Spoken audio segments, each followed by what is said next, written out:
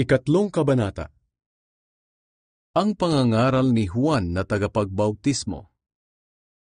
Noong 15 taon ng paghahari ni Emperador Tiberius, nagsalita ang Diyos kay Juan na anak ni Zacarias doon sa ilang.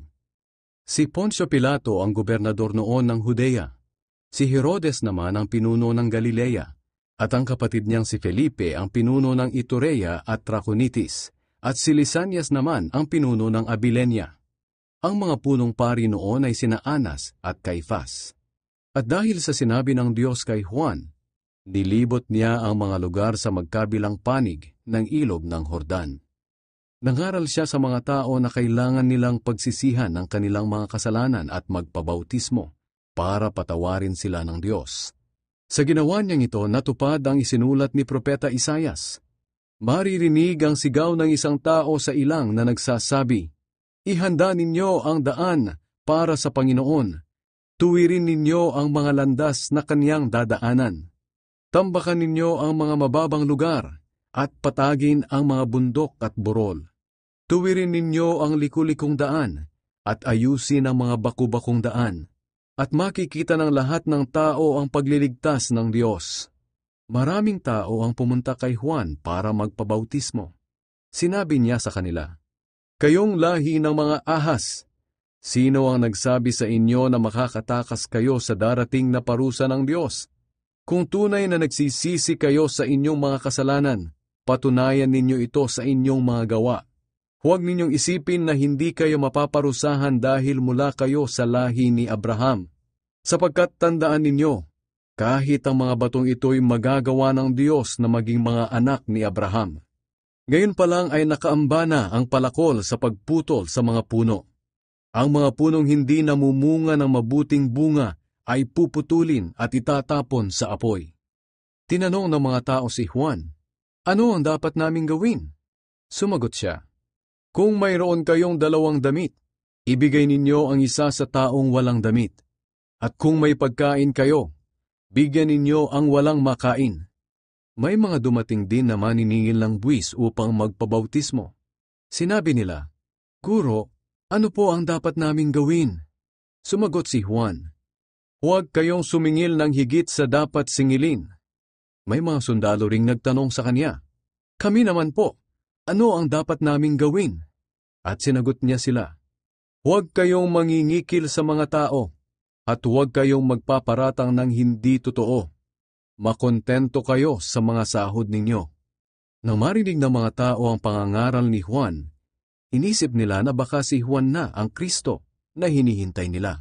Pero sinabi ni Juan sa kanila, "Binabautismuhan ko kayo sa tubig, ngunit may isang darating na mas makapangyarihan kaysa sa akin. Ni hindi ako karapat-dapat na maging alipin niya. Babautismuhan niya kayo sa banal na espiritu at sa apoy. Tulad siya ng isang taong daladala ang kanyang gamit upang ihiwalay ang ipa sa butil ng trigo. Ilalagay niya ang mga trigo sa bodega, at ang ipa naman ay susunugin niya sa apoy na hindi mamamatay kailanman." Marami pang mga bagay ang ipinangaral ni Juan sa pagpapahayag niya ng magandang balita. Kahit ang pinunong si Herodes ay pinagsabihan niya, dahil kinakasama nito ang hipag nitong si Herodias, at dahil sa iba pang mga kasamaang ginawa nito. Sa bandang huli, nadagdagan pa ang kasalanan ni Herodes dahil ipinabilanggo niya si Juan. Ang pagbabautismo kay Jesus. Isang araw, pagkatapos mabautismuhan ni Juan ang mga tao, nagpabautismo rin si Jesus. At nang nananalangin si Jesus, bumukas ang langit, at bumaba sa kanya ang banal na espiritu sa anyo ng isang kalapati. At may boses na narinig mula sa langit na nagsabi, "Ikaw ang minamahal kong anak, lubos kitang kinalulugdan." Ang mga ninuno ni Jesus. Mga 30 taong gulang na si Jesus nang magsimula siya sa kanyang gawain. Ayon sa pagkakaalam ng mga tao, anak siya ni Jose na anak ni Eli. Si Eli ay anak ni Matat na anak ni Levi. Si Levi ay anak ni Melki na anak ni Hanay. Si Hanay ay anak ni Jose na anak ni Matatias. Si Matatias ay anak ni Amos na anak ni Nahum. Si Nahum ay anak ni Esli na anak ni Nagay. Si Nagay ay anak ni Maat, na anak ni Matatias. Si Matatias ay anak ni Simein, na anak ni Hosek. Si Hosek ay anak ni Hoda, na anak ni Johanan. Si Johanan ay anak ni Resa, na anak ni Zerubabel. Si Zerubabel ay anak ni Shealtiel, na anak ni Neri. Si Neri ay anak ni Melki, na anak ni Adi. Si Adi ay anak ni Kosam, na anak ni Elmadam. Si Elmadam ay anak ni na anak ni Josue. Si Josue ay anak ni Eliezer, na anak ni Horim. Si Horim ay anak ni Matat, na anak ni Levi. Si Levi ay anak ni Simeon, na anak ni Huda. Si Huda ay anak ni Jose, na anak ni Honam. Si Honam ay anak ni Eliakim, na anak ni Melea. Si Melea ay anak ni Mena, na anak ni Matata. Si Matata ay anak ni Nathan, na anak ni David. Si David ay anak ni Jesse, na anak ni Obed. Si Obed ay anak ni Boaz, na anak ni Salmon. Si Salmon ay anak ni Nashon, na anak ni Aminadab. Si Aminadab ay anak ni Admin, na anak ni Arni. Si Arni ay anak ni Ezron, na anak ni Perez. Si Perez ay anak ni Huda, na anak ni Jacob. Si Jacob ay anak ni Isaac, na anak ni Abraham. Si Abraham ay anak ni Tera, na anak ni Nahor. Si Nahor ay anak ni Serug, na anak ni Reu.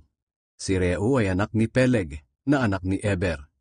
Si Eber ay anak ni Shela, na anak ni Kainan. Si Kainan ay anak ni Arphaxad, na anak ni Shem. Si Shem ay anak ni Noe, na anak ni Lamek. Si Lamek ay anak ni Metusela, na anak ni Enoch. Si Enoch ay anak ni Jared, na anak ni Mahalalel.